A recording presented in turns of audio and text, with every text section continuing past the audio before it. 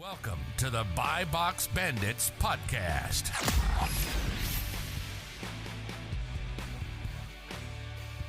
What's up, everyone? Welcome back to the Buy Box Bandits podcast. Today we have a repeat guest, Trader Soros, the largest and probably largest we'll ever have OA and RA seller on.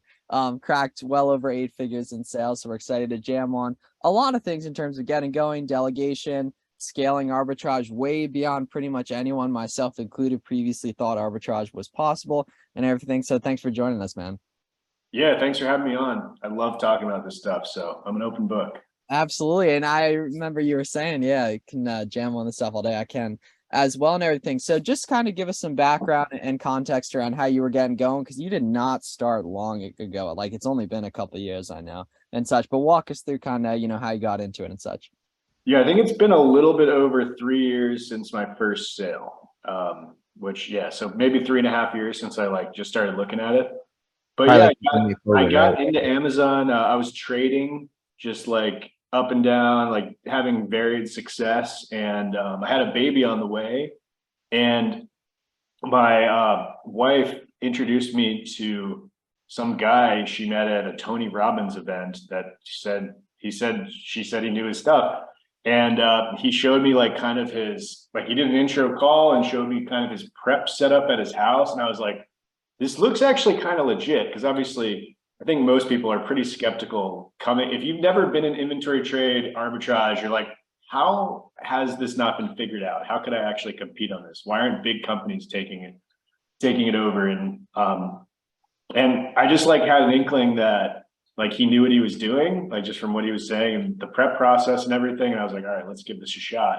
And, a few months go by, and you realize it's the exact opposite. There's so much inefficiency in these markets that there's always going to be these opportunities. And it's just going to the markets will change a little bit, but inventory trade, we call it arbitrage, but it's also just inventory trade is just going to be around forever. Inefficiencies in inventory markets, there's just not really a good way to ever make them fully efficient. My store is inefficient right now. We're dumping, it's the end of the year, we're getting rid of old inventory. So someone could come in and take a look at the mispricings we're doing right now and buy them and flip them in a couple months. And the reason for that is because we just, you should be spending your time and resources on your high value stuff, on your fastest sellers, your medium sellers. You don't have time to analyze every little slow seller and try to sell it at the perfect Pareto economic price. You got to get rid of that and focus on your good stuff, get the cash in, focus on your good stuff. So yeah, it's been quite a journey. I mean, I can take you from the beginning.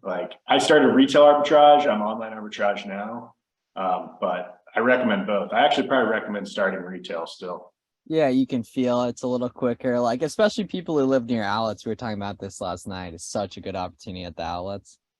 Yeah, I think so. Retail, you have a geographic arbitrage. You're only competing against however many people. I mean, obviously, if this outlet has the same units as this outlet, which is across the country, but in your existing outlet, you and the 10 other arbitrageurs in your area are the only people that can get that stock. So I think in that regard, it can be a little less competitive.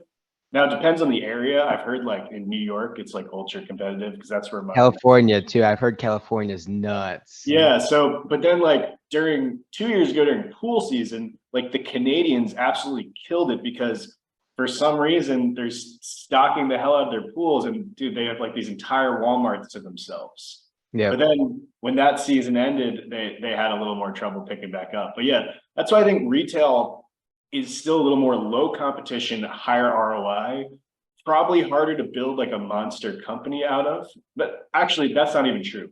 Totally possible to build a monster company. You just got to get used to managing American employees and paying American salaries. And it's more of a people thing. Whereas online arbitrage, it's probably a lot easier to take care of your online virtual system teams with salaries, and you can review them before you buy. Whereas retail art, if you're growing a huge retail art thing, which I tried to do, I had 4 buyers at one point.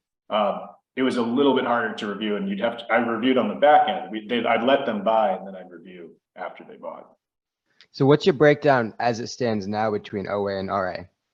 I am 0 RA. And Wow. no, Wow. That's much different than last year. Yeah. yeah, there's no reason for that except for my best employees started to become the OA employees. And my RA employees, they were like musicians, and it was just one step forward, two steps back, trying to manage them and get them motivated.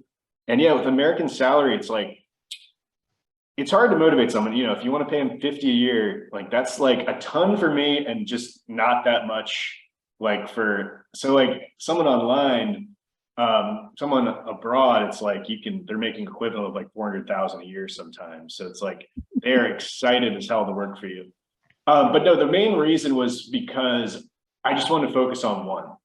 Like, my company last year, end of 2021, got out of control. We were just like euphorically buying everything under the sun. We were buying 550,000 a month, and the quality we were buying was just atrocious. And I basically just decided, like, okay, even if our RA is as profitable as our OA, which I think it is, I just want to focus on one again and just like be the best at that.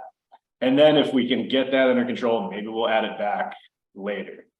So even wholesale, I trimmed down at that moment, and really I was like, all right, drop everything. Let's just focus on being the best at OA again. We can add a little wholesale again, add a little RA later. So tactically, talk us through how you're doing your sourcing and buying from an OA perspective with your team and processes in place as it stands this year, and how that's changed over the past year. Yeah, I'm super excited about my OA team. I have definitely a different look at it. So I was up to 28 employees in 2021. I don't know. It was way too, there were free riders. I was trying to do too many things. And you know, at that level, you get so much inefficiency, so little responsibility for each person. You just have this like big conveyor belt, and you know, you have people dumping in leads, and then you have your reviewer reviewing. But what would happen is like the people dumping in leads weren't learning from their mistakes. So they're wasting our best people's, our reviewers' time. Reviewers saying, no, this is over 300,000 sales rank. We're not, I already told you we're not buying that. And there wasn't like a healthy improvement process. So I cut down to 12 employees. We only have right now 4 sourcers, and we are sourcing pretty easily 260,000 a month, because these are top people that have been with me for a year or two now.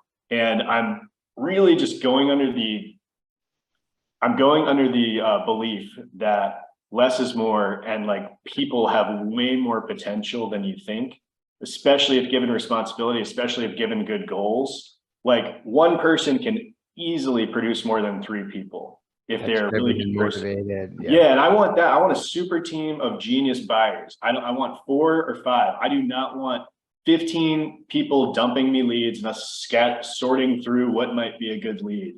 So the goal, the vision in the end, which we're just getting started if you really think about it, we just have 2 years under our belt, is for these 4 people and my head reviewer, so 5 people, to become the super team that they're thinking ahead. They're not just looking at the Keepa chart and competing with people seeing the same Keepa chart. They're looking for things that are break even, that are going to get stopped out. They're looking for seasonal, like they're thinking a couple steps ahead, because I think that's going to be important as more and more competition floods in. You know, if you just buy a great Keepa, you know, 100 other people saw it.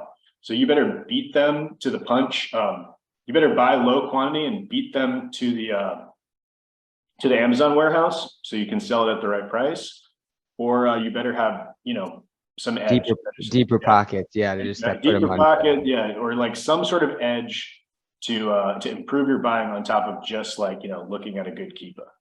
Is it easier to make a motivated person good at sourcing, or to make someone who's good at sourcing motivated? For sure, motivated, good at sourcing. And that's the same for everything in business, man. When you hire people, you're looking for like smart people that are motivated to have good character and like soft skills. Yeah, you could teach the technical skills. The soft skills are really what's. I think we give ourselves, this is, I was thinking about this the other day. People give themselves way too much credit about like what we're doing here. Like we're finding cheap shit. So like people are like, how could I possibly, you know, let someone else do this for me? Like, dude, you figured it out in a year. Someone else can too, especially if you're telling them exactly what you did. Yeah. So that's my theory. And most people will mess it up because most people say, oh, someone else can do it. I'll hire in the first month. Well, that's the opposite of what I'm saying. That's literally saying, I don't know what I'm doing. I'm going to hire someone that doesn't know what they're doing. How is that going to work? But if you can, my vision has always been, I want to create little mini me's that literally just know everything that I know. And that's what I did with my first virtual assistant. He was on video calls and Skype chats with me all day, every day. And before you know it, a few months go by, like he's a smart guy and he got all the information that I had already, figured out. It took me time to figure it out. So he's got a head start on me. And if he's motivated properly, like he could become a better me. So that was the theory. That's not how it played out at first because I hired way too much and I created that scattered team. But that's what the theory is again. I want everyone just like really like leaning on each other. A mastermind of 5 people is better than one person, but they've got to be improving together. They're not just like, a couple dumping leads and the other people picking up the slack. So I think you guys get the point. Are they commission driven? Yeah, one mistake I also made was thought we were making so much money that I was like raising bases like left and right, but I would just don't raise base. Just keep your base as low as possible. And yeah, commission driven. I used to go strictly on individual basis and buy, and like if they were what products sold and stuff. But the issue with that, you got to make it a little more complex because first of all, your best stuff sells first. So they look like they're doing way better than they are. You got to make sure if you're going to do that, you penalize them for slow stuff too. Anything that makes it like over 90 days, just like don't pay them a commission for it, or like deduct it somehow. So yeah, you have individual goals based on sales minus slow stuff. And then you also have team goals. How well did the unit do? Which the team goal, I think is actually, for me, we're still like working through it. It's going to pay them more than the individual goal because I really want people gelling as a unit. I really want them saying like, we got this because we all did it together. So your goals and your commissions should be based on what you want to achieve. So like another thing we want to achieve is, I talk about this a lot. You can't you want to source your restocks. You want to double down on your best sites. You want to do regular sourcing, but then you also want to make sure you're incentivizing exploration, finding brand new stuff, like stuff you're afraid to do. Like you've never done grocery before. You send a new sourcer on to grocery, they will say, this is hard. There's no opportunity. They get scared. They want to go back to where they're successful. Just like we did when we first started Amazon. Oh, I don't want to do this. There's no opportunity. Pound away for a while and there's tons of stuff.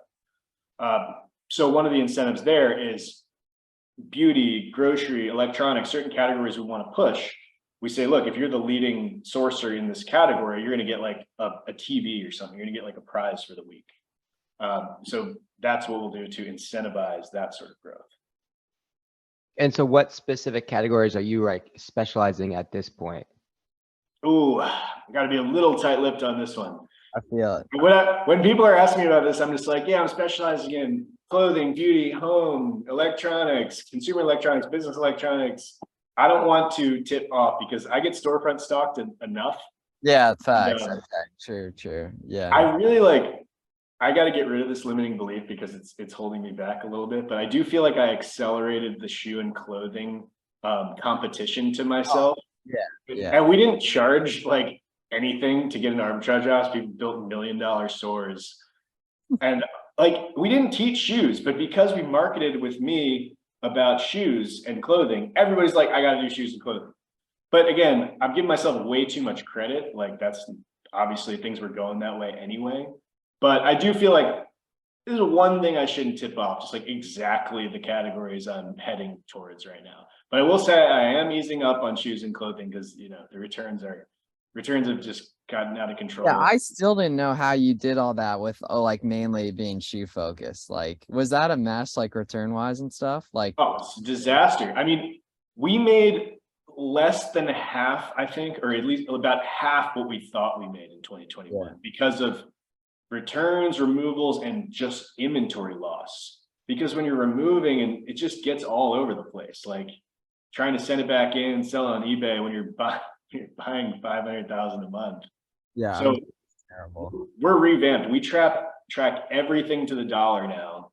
And yeah, we're we are looking for less return type items, but also you just have to make sure you get a massive ROI on shoes and clothing, and then, then that can cover the returns. Yeah, and it also depends like what kind. Like women's stuff is especially higher, and then shoes definitely being higher and such. And that's what's nice about, like, if you're really going to scale arbitrage, it's so hard to in low average sale price categories. Obviously it is possible, but naturally that's why I think it's attractive. And there's such good sales tax arbitrage too.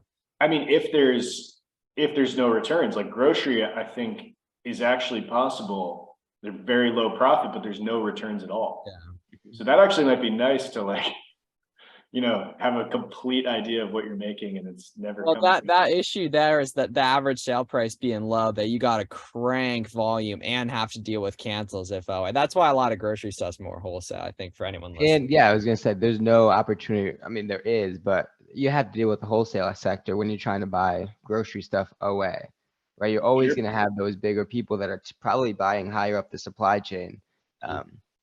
Sounds like limiting beliefs right there. I mean, it is true. I guarantee you there's ways to make money in grocery. Yeah, the dude, I was actually talking to a dude who does like higher numbers than me, all OA, all beauty, from like similar websites, honestly, too, which I thought was pretty interesting. He just obviously, like, just with cancels, he must be a demon getting around cancels. Garrett, the thing that I like to always correct here is, like, even though you're right on some level of this, there's no reason to say oh yeah, for sure, to yourself. Yeah. And even when you say it on a podcast because you're trying to give the correct view of something. Did that help anyone? I don't think so, because it just might have just confirmed in your mind and my mind that, yeah, grocery is a little bit harder.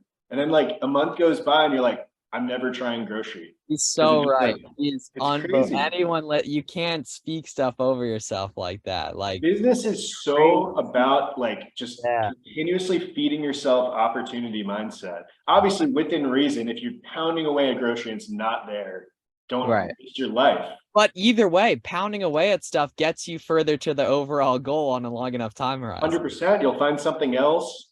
Like, you literally just need to set the desire and endeavor, literally head towards that goal, and like get rid of all the no's, and those people are going to win. So this year I'm really focusing on that. I've always talked mindset in the past, but I'm literally saying it is the number one thing. It's not the guru talk anymore. It's literally, this is my key focus. I'm teaching it to all my top people. They're going to teach it down to my other people. Like, we are going to correct our mindset where there are literally no talk like that.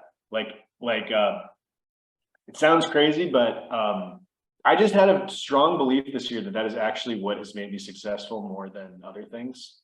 Like, more than, I had a CPA background, like understanding risk reward. I don't think that's it. I literally think it's because we just like kept going for it. I don't view the $10 million store as that crazy. We just like bought a lot more than everybody else. Like, yeah, I mean, it's true. The and kind of focusing on Q4, how did your Q4 turn out? You satisfied with it? What the sort of things did you execute on that may be different from the rest of the year? Talk us through your Q4. Cool. Yeah. So I never treat Q4 like a super ramp up like others, even though there's definitely validity to that because you really sell a lot in Christmas. Although we did buy a lot in October, November, but okay. So my store was in a restructuring a big part of the year. We really like figured out things were effed up in February. Then I made huge changes in May where I fired a lot of people. I actually placed most of those people in other stores. Like, it wasn't too bad for anybody, but I actually had to replace my top guy who'd been with me forever. The guy I talked about that I took through everything. He just wasn't the COO. Like, he's more of a technical guy. And I was forcing him into like a COO, head of the company role. So I promoted somebody, got him, demoted him in a way to CTO. He's now actually working on my private label. It worked out perfect. But May to July, the new CEO, COO, Lou, she was just trying to get the company together, get a handle on things, learn for herself, and like, work with this smaller team and reteach people what's a good product, and stop sending me this trash into the review sheet and track every single product. So we spent months just getting things together. So you can see my like chart was still like kind of going down. And then somewhere around like say September, October, November, we really like hit our stride again. And then November, we started buying 60,000 a week, and that was really exciting. By the way, we were buying like 25,000 a week, and we made one small change, which we started doing we started giving days off if they hit their goals and prizes. So like we got some excitement around the sourcing again. So this is back to the human potential thing. It's crazy. Like you think they're working, everybody's working. I mean, you know how you work. Like I get sometimes I get 1 good hour of work in during the day, and it's like the best hour ever. So like very rarely do I get 8. So, you know, a lot of times you have employees working at like gear 1 for 8 hours. Yeah. So if you can get them just going 3 days at gear 3, 4, 5, like I was giving a day or a day and a half off of the entire week. They were hitting 60,000 in 3.5 days, 4 people, because they're pumped up and they're putting all their energy into it. Automated. Yeah. And like I'm sure you guys get DMs all the time, like, oh, how much time is this going to take? Like you can tell that person's never made money on it, bro. Yeah. Not a dollar, because the time is so like it's not created equal at all, and it's not created equal even one day to the next, one sale to the next. It's also month 1 versus month 6. You can just tell that person hasn't gone through the gauntlet at all.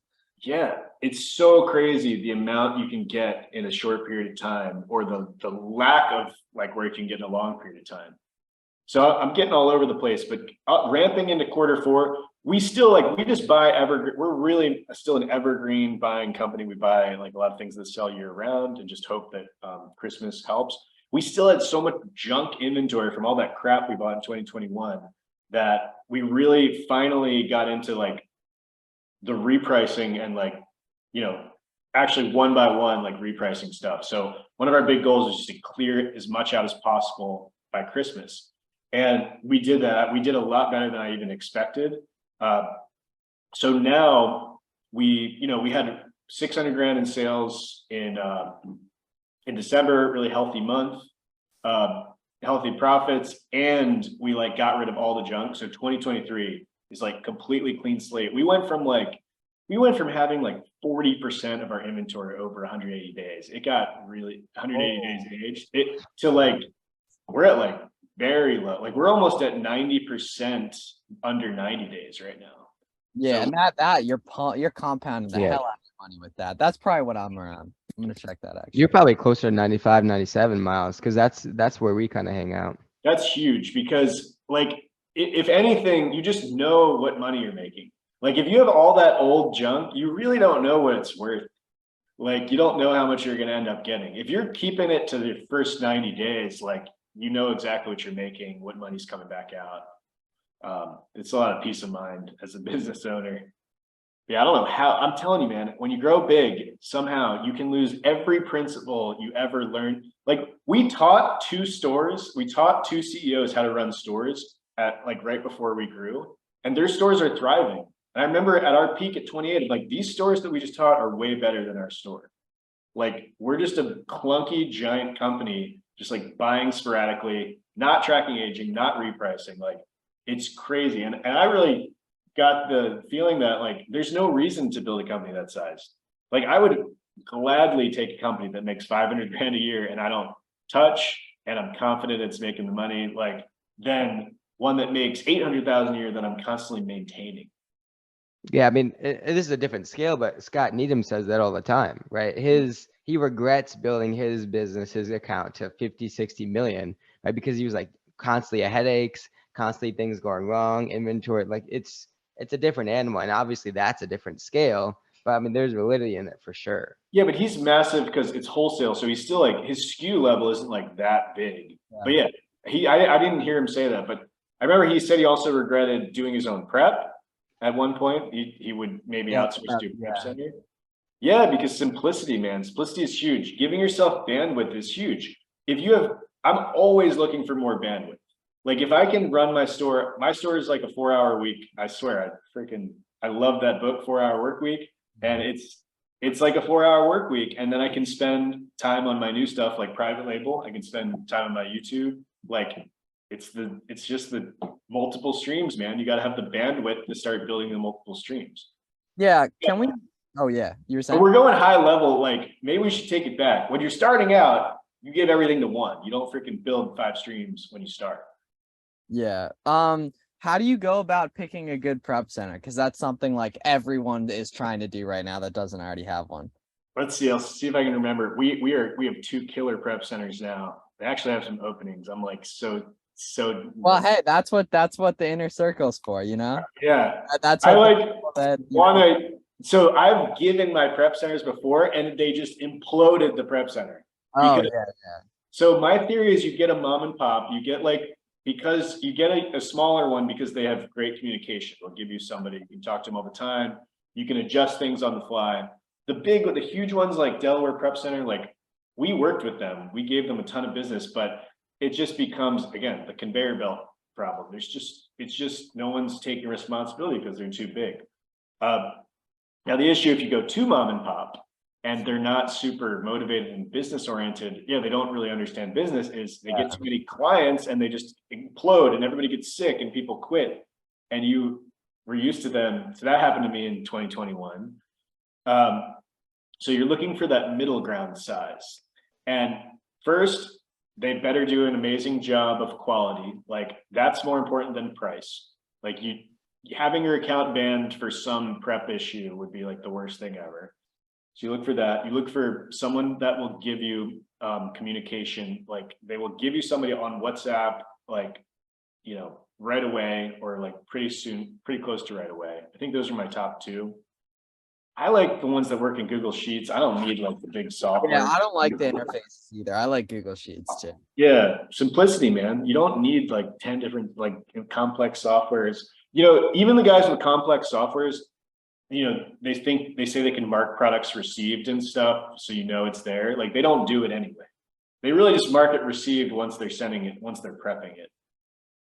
Sorry, I'm getting all over the place. How to choose a prep center: quality, communication. Yeah, you just got to call around a bunch of them. Like people aren't just going to like gladly give you their awesome prep center for the reasons I explained. Yeah, exactly.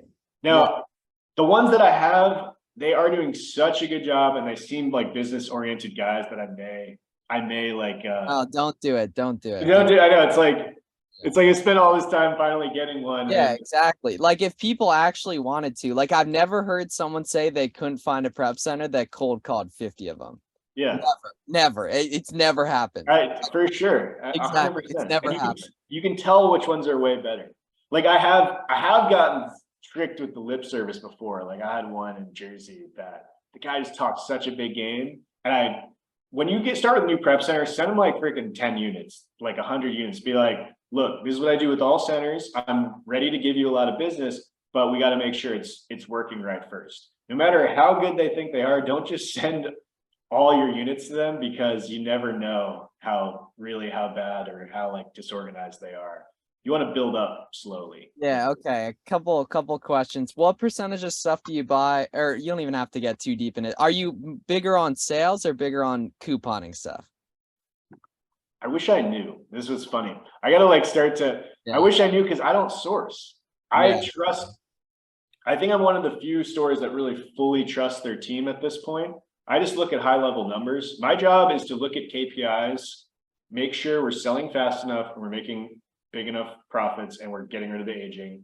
And honestly, that's not even my job. That's the COO's job. She just needs to tell me everything's okay. My job is to motivate my team and tell them what areas to focus on. So my guess is, I don't think we're big on couponing. I think we're much bigger on just. That's fun. What you said last time too. Yeah. That's really tough this time of year, but that's also a limiting belief too. So yeah. Or it's tough for most people. It's not tough. We're good, but yeah. I mean, listen, you got to correct me too when I say limiting things, because I still you can't. Like that's one of the biggest things. The difference between people that are newer, like society's beating them down. Like they're trying. I say that every episode. It's true. I'm getting like so radicalized around it. I was totally beaten down starting. It took me so long to like believe this is possible. And then once you start believing, it's like freaking crap. You're like, holy crap, this is going to work. Like my goals were so low when I started. It was like, oh, I just want to make $100,000 a year, just for basically proof of concept that a non-office job could pay my bills. And then like a few months in, I'm like, dude, this like, and I still had that limit. And then I met some people with huge stores and they're like, dude, I make like 100 grand a month. I'm like 150 a month. I'm like, wait, what? And then that immediately became like the ceiling. I'm like, shit. So what's your plan for 23? Obviously, you've talked about private label. Are you planning on launching soon, or what's your? Oh God, it's so slow. Yeah, we're like in the process of launching. My goal for private label, I'm going to launch a product a month. Right now, it's taken us like 5 months to get one launch. I think we'll get that down to 3 or 4. A couple different brands. Put a lot of capital into that stuff. And then, but I still haven't had my first sale. I haven't even had done my first launch, and we've been going for like a few months now.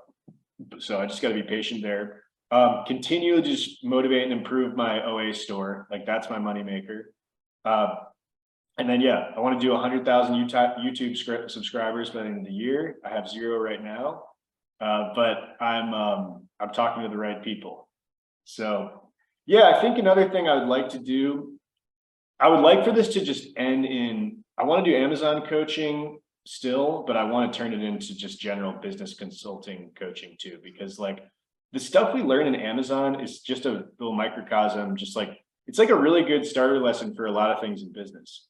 One cool thing about Amazon is like, you don't have to do any marketing, which marketing is scary as hell to me, like getting my own customers, making sales. That's probably the scariest part of starting a business. So Amazon takes care of all that. So you get to like still get all your reps and learn that there's a lot of opportunity. You get to learn the accounting, a lot of important things in a business. And yeah, the Amazon teaching you that opportunity mindset, the moment you're like, I can buy this for 20 bucks and sell it for 60. Like it just starts to rewire your brain to all types of business. You can throw me into the insurance industry, throw me into storage units, anything. I just know if I just look at it for long enough and just ask the right people. And the moment I get it, the moment I get somebody that knows what they're doing and they have a course, I freaking take it and eat up every single word and do exactly what they say. And then like, figure it out from there. So I don't know what the original question was. 23.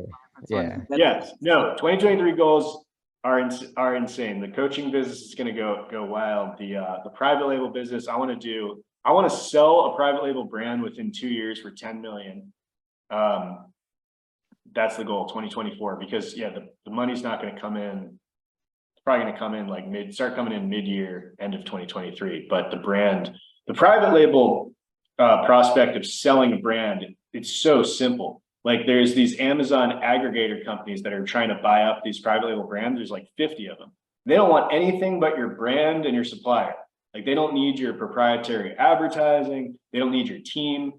When I want to sell my online art business, like I got to package it very nicely. I got to either sell it to an existing Amazon seller that knows what they're doing, or I got to have just sell it like any business. You better have really good manuals, systems, processes that show somebody buying it that you're not just like taking on a mess. You're taking that the owner needs to like keep running. You're taking on like a really solid company. So I have no plans to sell that. I love my employees. I kind of want to keep that going, but I think it's always a good practice to build your store towards like you could sell it, because that just makes you create really good systems and processes. Okay. And then what are some things that hold people back from really growing? Like once they know the basics, they're getting consistent sales, assuming capital is not an issue, right? What are the things that hold people back? Is it outsourcing? Is it talking to other people? Is it just getting better at the skill?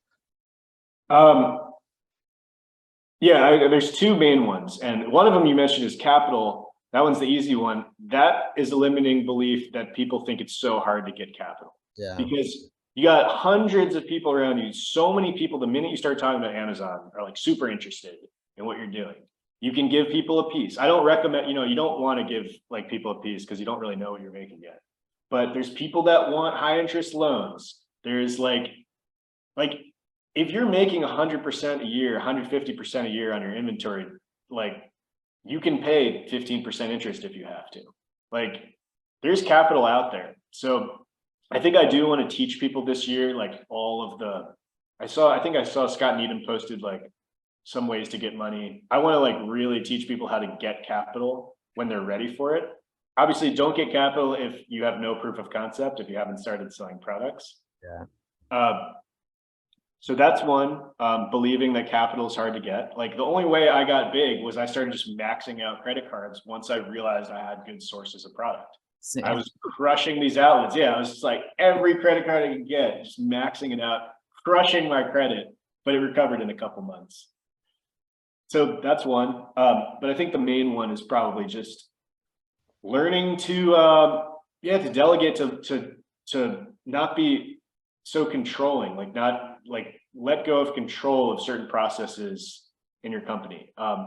It's hard for me to remember back then because I always wanted to let go of control. Like I'm lazy. I want the bandwidth. I want people doing it, but I see it with a lot of people. They just, they give some away and they take it back. Like the truth is you're always going to be able to do it better than the person you give it to. So you got to get over that. Like you're just looking for 70%, 60%, 80%. If they can do it even close to that good, like you're freeing yourself up for so much time. You got to get obsessed with giving yourself time back because and get confidence that you're going to use that time you got back for better and better things. So I don't really know how to coach someone yet into that belief, but I will definitely take that into account. How can I coach people into the belief that, look, you are earning back time here. It's so, so important. And this person you're giving to, like, they're not going to steal your money. They're not going to steal your idea. It's not about that. Like, what do you think? What do you guys think are the reasons people are afraid to let someone do something for their company?